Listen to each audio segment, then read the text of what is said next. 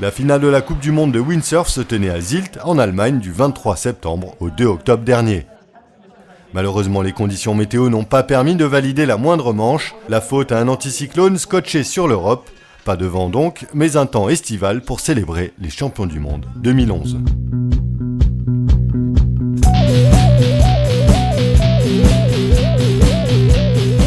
En slalom, c'est le grand retour de Bjørn Dunkerbeck qui, à 42 ans, remporte son 41e titre de champion du monde, toutes disciplines confondues. Le colosse de 105 kg savoure cette victoire car elle récompense son retour à la compétition il y a quelques années, mais aussi car elle met fin au règne du Français Antoine Albo qui dominait la discipline depuis 5 ans. Albo termine second au classement annuel devant le Néerlandais Ben van der Steen.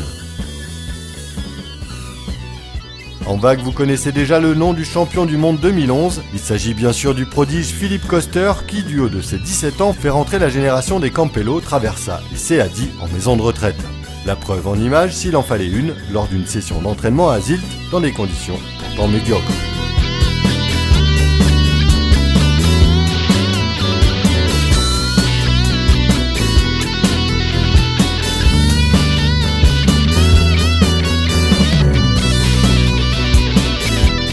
Freestyle enfin, c'est le Belge Steven van Broekhoven qui vient troubler la suprématie des extraterrestres de Bonaire comme Kiri Todd et José Estredo.